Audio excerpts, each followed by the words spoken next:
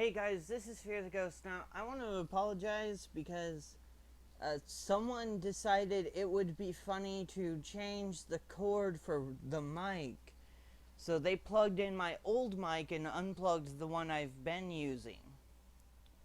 So, that's why none of my last couple of videos or so have had volume or me talking. So that's really annoying. But anyway, in my last couple of videos, all I was really saying was, well, I wasn't really saying much. I was in this one, I was talking about the partners. The partners, what they are, is they are various characters and monsters from the Yu-Gi-Oh series, and you get also this is Yu-Gi-Oh Duel Arena. It's a Konami made website. It's still in beta testing. And the partners are a system they made where you can recruit partners, and they are various monsters and characters in the Yu-Gi-Oh series. Now, as you can see, I've got ones like Yu-Gi-Moto, White Magician Pikachu, Agent of Mystery Earth, which Agent of Mystery Earth is actually probably one of the best ones you can just kind of come across, because it's got Herald of Perfection, Master Hyperion, it has Cataster, Gaia Knight, Ancient Sacred Wyvern, Angel of Zera, Scrap Dragon. It's got a really nice extra deck, as well as having the Herald of Perfection. It also uses 2 Jin Releaser Rituals, which, if you don't know what that is, if it's used to ritual summon a ritual monster, such as Herald of Perfection, then your opponent cannot special summon monsters. So that's a really good for a stun aspect of it. It also has a wave motion cannon, which for each standby phase that's on your side of the field, it gains basically a counter, and you can send it to the graveyard, and it deals damage to your opponent for each turn it was face up on the field. Here I have Ancient Gear Golem, Harpy Girl, which you may think, oh, harpies, it'll be really good. Well, it's not bad, but you don't have an extra deck. You have the Harpy's Pet Dragon and all that, but you don't have any sort of extra deck. Then you have Celtic Guardian, Flame Wingman, Road Warrior, and Zubaba Knight. Now, all 3 of these are ones you get in the first stage to kind of introduce you to ritual summoning, fusion summoning, synchro summoning, and XYZ summoning, as well as our friend Yu-Gi-Moto over here. You just get him right off the bat. He's your first deck you're given. Here we have Dark Magician, Utopia, Exodia, Xian, and Exodia is actually probably one of the most powerful decks as far as partners go that they currently have. Then we have Dark Worlds, Prophecies, Jumbo Drill, Neos. Viacroys are actually pretty good. The problem is that a lot of the decks are faster and will easily kill you, just like in regular Yu-Gi-Oh. Yeah, Neos. Stardust, which is actually a Salt Mode Stardust deck. Then you have Heliopolis Hieratics, X-Sabers, Insect Queen, which actually doesn't have an Insect Queen in the main deck. She's only in the side deck. Then you have, I actually got this, I was showing in the last video, but I got this recently in that video, and it's Yusei Fudo. And I got this today, it's Moki Moki. which I really thought about using, but I wasn't sure where I was going to use them. But, yeah, those are my partners. How you get partners is you go to partner recruiting. Once per day, you can get a normal partner recruiting free. And then you can take them and you can either go to the virtual arena, which is where you pit a partner deck against a partner deck, or you can go to the regular arena where you play against other players.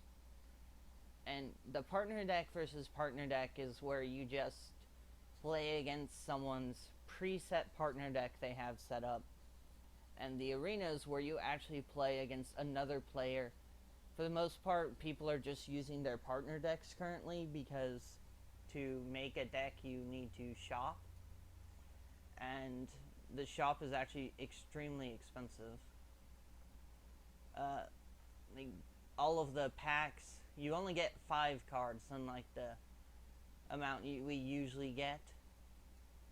Not everything's on here. Like, as you can see, there's no Dragons of Legends and things like that. But we do have Legacy of the Valiant, Shadow Specters, Judgment of Light, Tachyon, Cosmoblazer. Not all packs are up, so that's not really a good thing. And then it costs 2,000 duel points. And you can see here I have 6,900. That's what I've gotten after not spending anything from it over the last 4 days of playing. And there's also the fact that there's like an hour and a half recharge time for each bar of stamina. You can only have 5, and each of them is 100, and it takes an hour and a half to recharge. So that's not particularly good. There's also no way to increase the amount. You can spend coins to restore the amount. Also, during the beta test, every day you get a free 10,000 coins. So you do get 10,000 coins. What I usually do with it is I'm not really bothering with the packs, because from what I've heard, you're not going to get to keep anything you get. So I figured just looking and seeing what partners I could get would be more interesting if I wasn't going to keep any of the cards from the packs I bought whenever it actually officially releases. And I think that's probably where a lot of people's mindset are, which is why if you go to Duel, you're not going to see anybody with their own deck. Like, actually, it's kind of funny because just looking at the opponent's extra deck, the number in the extra deck can give you some idea of which of the partner decks they're playing, because as far as I know, none of the partner decks have 15 cards. They vary. I think the highest number I've seen is actually 13, and that belongs to Yusei Fudo. He has a 13 card extra deck. Second biggest would be X Sabers with 12. Stardust Dragon actually only has, it's an assault mode deck, but it only has 1 Stardust Dragon and 1 Colossal Fighter, and then 2 fusions for instant fusions. So that's a total of 4 cards for the extra deck. And there is, let's see, I think the other one that's fairly big is either Heliopolis or Neos. I believe is fairly big. No, this actually isn't all that big. It's not all that much. Well, I mean, it is 7 cards. Let's see. Neos has less, with only 6 cards.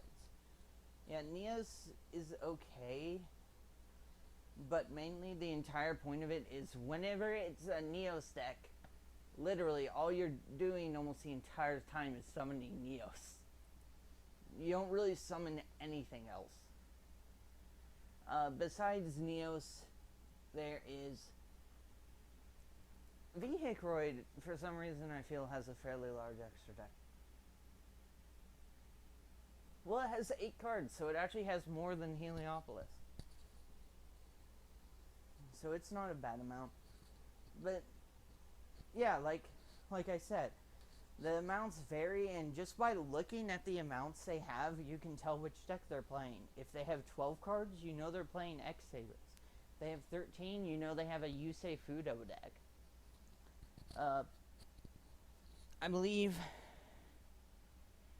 yeah, if they have 6, they could be playing either Dark Worlds or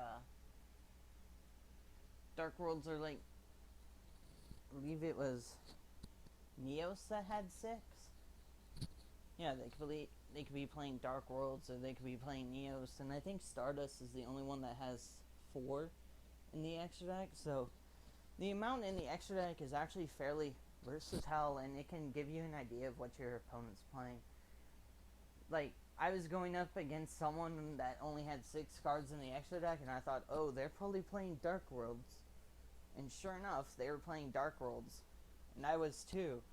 So that was interesting.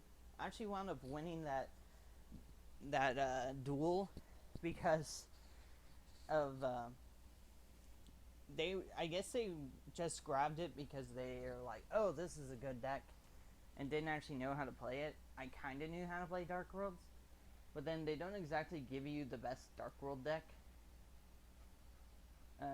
The 6 cards in your deck are Fabled cards, because you have 2 Fabled Raven in the deck, and no other tuners. But you only get 2 Grapha in the entire deck. 1 Silva, 1 Gold, Latinum, over here, who gives a single Fiend 500 attack. That's all he does. He's got 2400 defense. They only give you 2 Snow and 2 Brawn, or not Brawn, 2 Brow, 2 Beige. They give you Brawn, Mad King of Dark World, and they give you one of their 2 vanilla cards. They give you 1 Tactician, 1 Gorilla, 2 Scar, 2 Fabled Raven, and 1 Ceruli, and they give you stuff like Gateway of Dark World, Dark World Lightning. You only get 2 Dealings and 2 Field Spells, and only 1 Drag Down to the Grave. They give you 1 Dark Scheme, a Treasure Map, Deck Devastation Virus, Eradicator Epidemic Virus, 1 Escape from the Dark Dimension, 1 Dark Deal, and 1 Treasure Map. So it's not, like I said, this is actually true with pretty much all of the partner decks. They're not really all that good. Probably one of the most consistent partner decks is actually on here would have to be Exodia. It's probably the easiest to consistently win with. However, it loses very hard to the Herald deck because it does run Royal Decrees. Sorry. Okay, sorry, I actually got a call. Like I said, it has Royal Decree, and here, let me go back to the Exodia deck. It's one of the stall decks where you use stuff like Waboku, Threatening Roar, Battle Faders, Swift Scarecrows, 1 day apiece, and you just try and get all the way down to use these to get all the way down to the pieces of the Forbidden One. It also uses Metaion, the Time Lord, which, if you don't know what that does, what it does is it cannot be special summoned from the deck, and you can normal summon it if you control no monsters, cannot be destroyed by battle or by card effects. You take no battle damage, and at the end of the battle phase, all other monsters on the field return to the owner's hand, and your opponent takes 300 damage for each monster return.